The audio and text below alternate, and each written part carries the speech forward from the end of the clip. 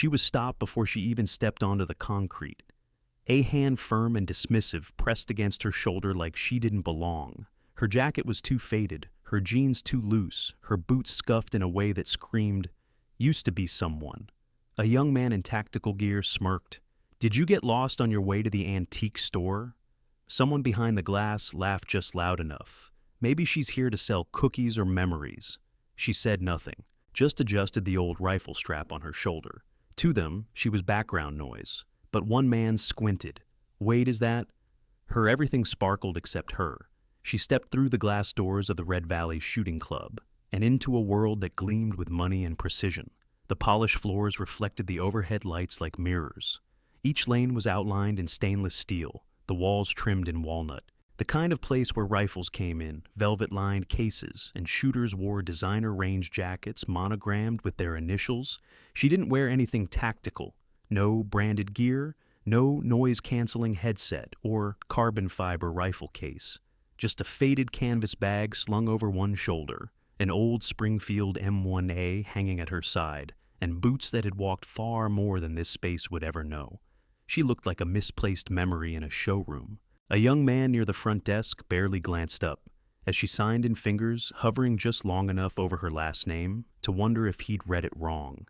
He didn't say a word, didn't ask a question, just slid her a lane number like she was an errand to be processed.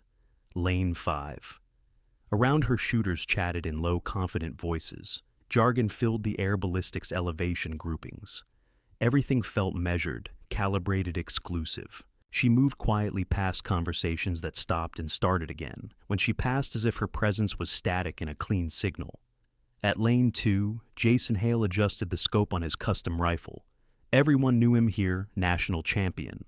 Sponsored by 3 major brands. He looked up just long enough to catch her walking across the range. His smile was thin and unreadable.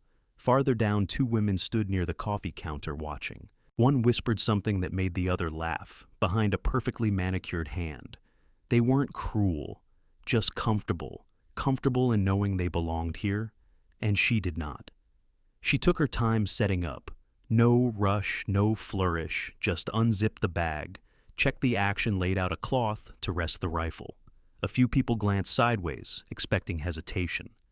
They got none. A man walking by, former military by the look of him, paused when he saw her adjust her stance. His eyes narrowed. There was something in the way she moved, familiar, trained. A detail only those who had been through it would notice: the way she anchored her back foot, the controlled roll of her shoulders as she brought the rifle into position. No one said her name, but a few began to wonder.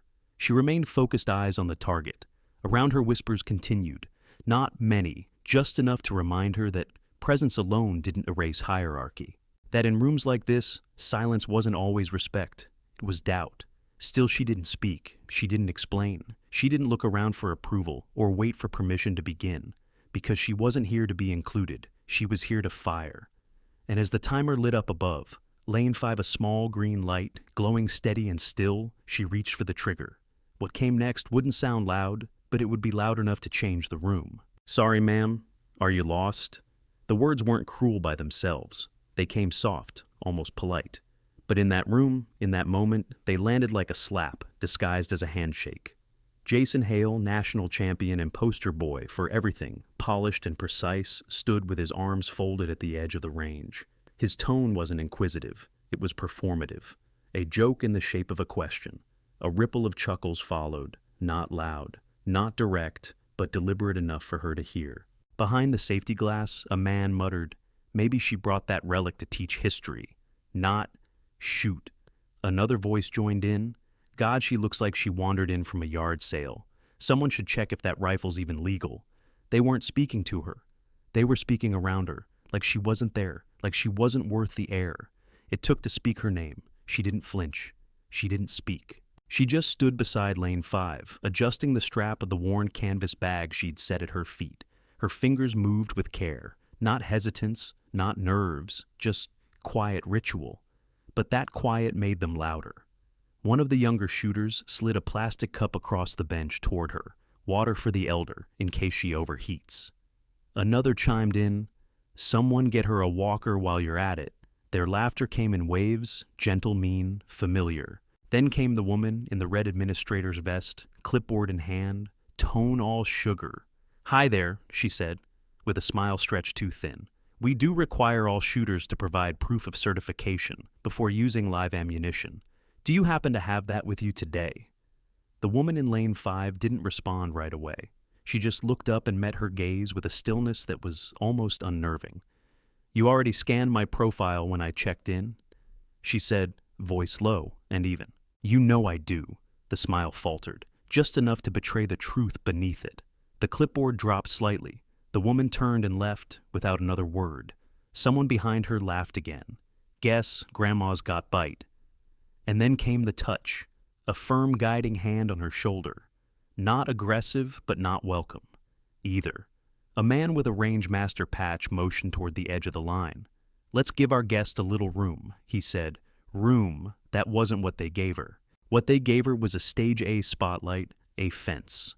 The crowd parted not with respect, but with exaggeration, a show of good manners masking their amusement. They weren't afraid of her. They were entertained. As she moved through the small aisle they had made, one of the women in tactical gear leaned closer. "This range isn't beginner-friendly," she whispered. The woman didn't stop walking. She didn't return the look. She only said, barely audible, "Good thing." "I'm not a beginner," but they didn't hear her. Not really. They'd already written her story in their heads, labeled it, mocked it, filed it, under forgettable. At lane 5, she set the Springfield down, gently like it was made of memory and steel. Her hand rested on the stock, steady quiet. One of the range techs paused on his walk by, not for her stance, her grip, the way her shoulders settled, not stiff, not unsure, but prepared. He kept moving, but slower. The laughter behind her kept going, but it thinned. Not because they felt guilt, no, they didn't, but because something about her refusal to respond made them uneasy.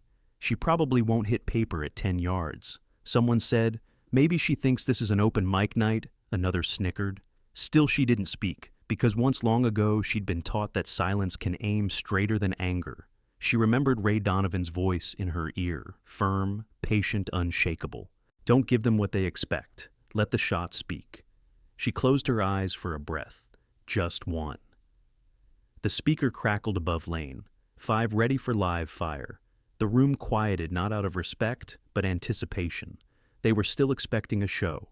A mistake, a punchline.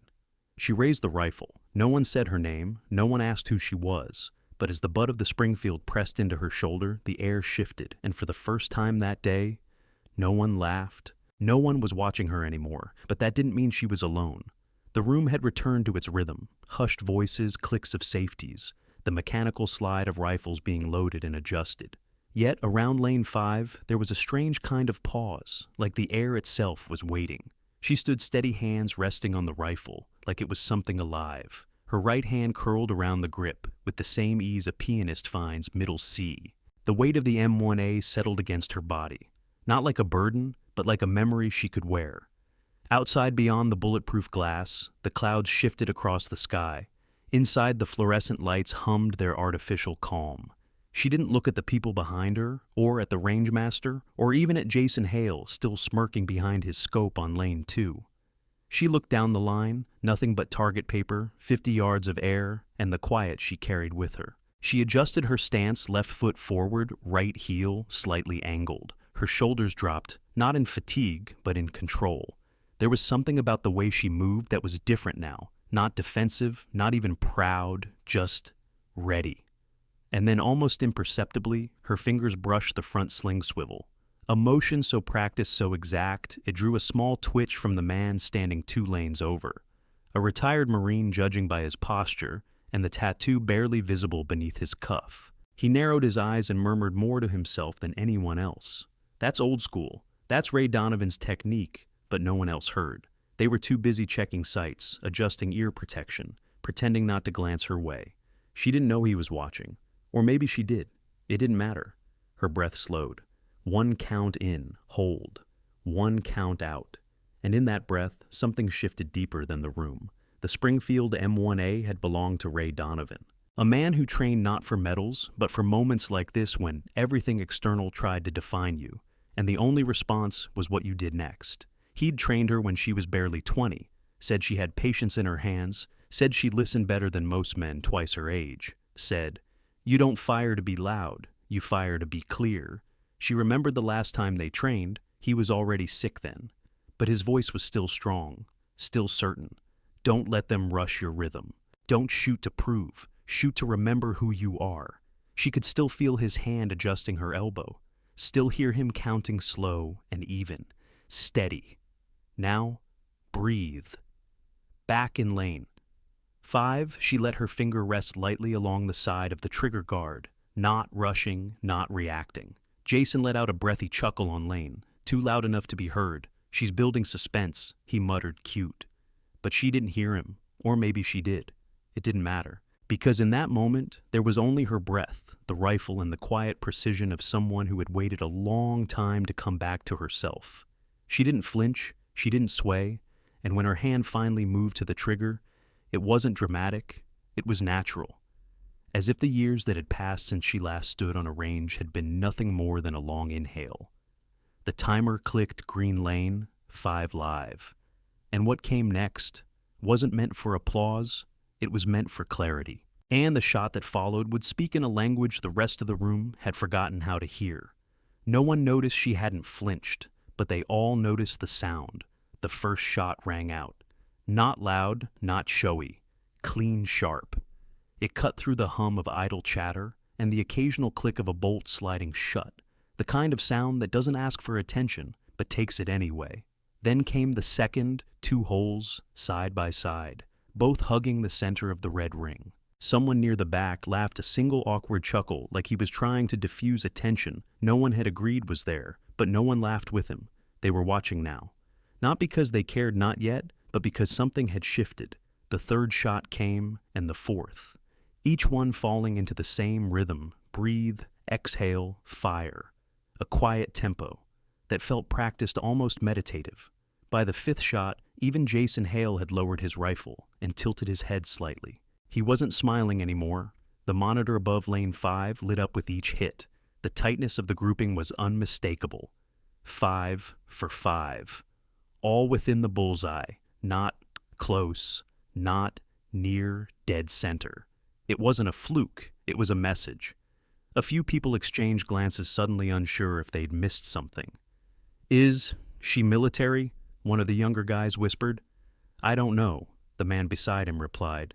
"But that's not beginner luck." The 6th shot landed, and someone muttered, "No recoil adjustment." She's not correcting, she's just exact. She didn't react to the attention. She didn't shift her weight or scan the room. She just loaded the next round. Steady measured shot. 7. Someone near the rangemaster leaned forward. "Sir, do we have a name for her?" The rangemaster hesitated. Then he reached for the check-in sheet, scanned it, and froze. "Elizabeth Donovan," he said, more to himself than to the room. The name fell like a thread pulled loose. It didn't explode, it unraveled. Jason Hale blinked Donovan. He stepped away from his lane, walking slowly toward the monitors. His fingers gripped the edge of the counter. Any relation to Ray? Donovan's daughter, the marine-looking man, 2 lanes over, answered before the question could finish. She trained under him. The 8th shot echoed in the quiet that followed. Jason exhaled long and quiet. "I thought she disappeared after the accident." "She did," the man said. "Looks like she came back." 9. No one said anything. 10. The room stood still. She lowered the rifle finally. Not dramatically, not with flair, just calm, efficient motion. Like she had done exactly what she came here to do. She looked over at the rangemaster, and he gave her the smallest of nods. Respect, recognition. No words exchanged, none needed. Behind her, people began to move again, but slowly. Awkwardly, a group that had once laughed now whispered in tones too quiet to hear. Jason Hale stepped forward, extending his hand. "Ma'am," he said carefully, "that was impressive." She looked at him, steady and kind, but did not reach for his hand. "I didn't come here to impress you," she said softly. "I came to remember." Jason let his hand fall. "Well, you reminded a few of us too." As she packed up her rifle, someone from the admin desk approached. "Would you consider joining our advanced instructor program?" She didn't answer right away. just zipped her case, lifted it onto her shoulder.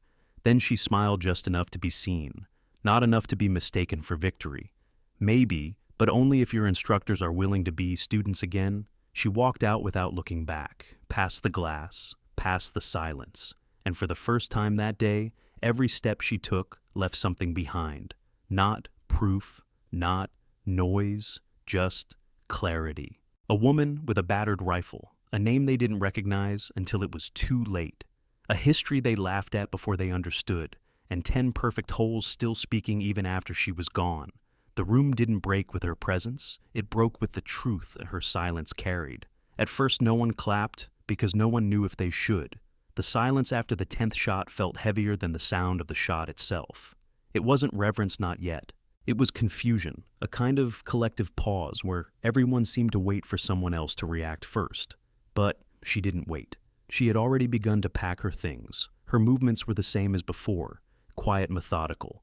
She unslung the rifle, folded the worn strap, with care zipped the canvas bag without a single wasted motion. There was no rush, but also no hesitation. Just the calm of someone who had done what she came to do. Nothing more, nothing less. It was only when she straightened and turned toward the exit that the ripple began.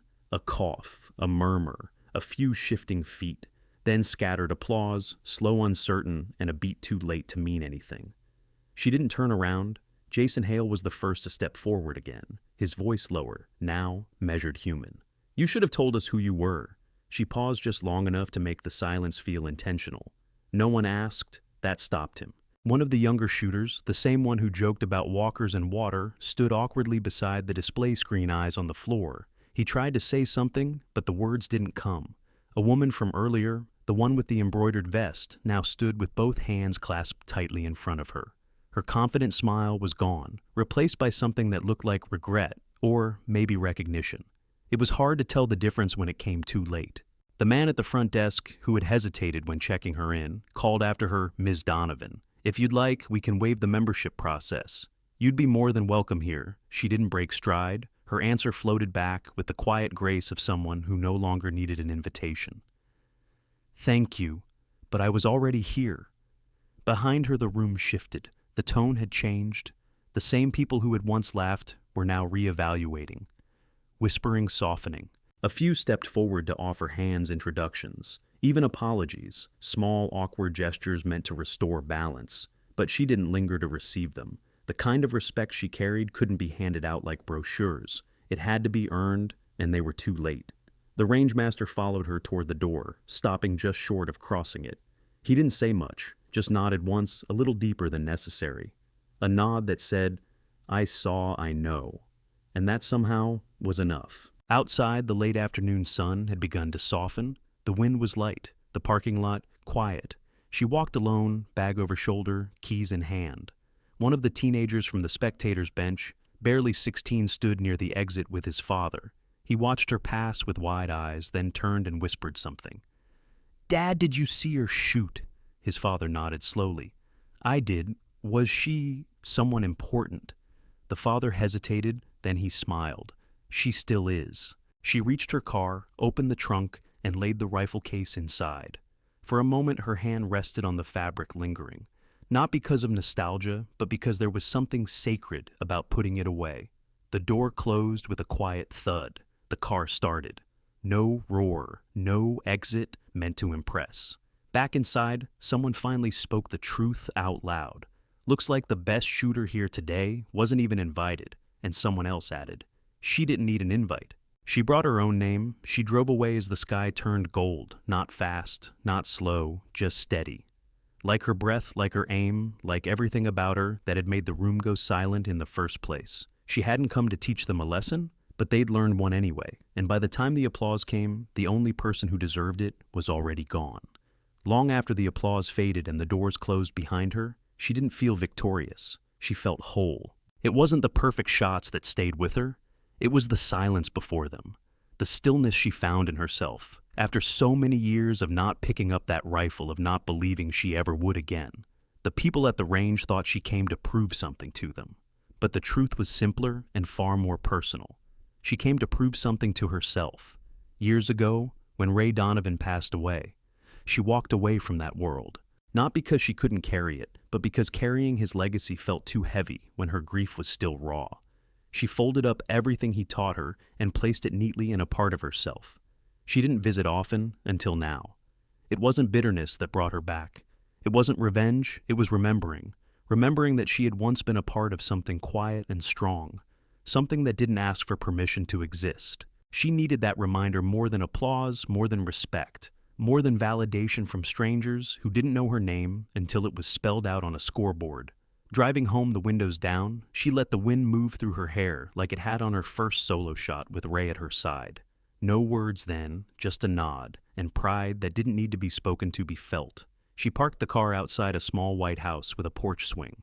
On the passenger seat was an envelope she hadn't opened yet. A job offer, head marksmanship instructor at a veteran youth program upstate. She picked it up, turned it over. Once, then smiled. She wasn't aiming at a paper target that day. She was aiming at the version of herself who'd stopped believing she still had the right to take up space. And this time, she hit center.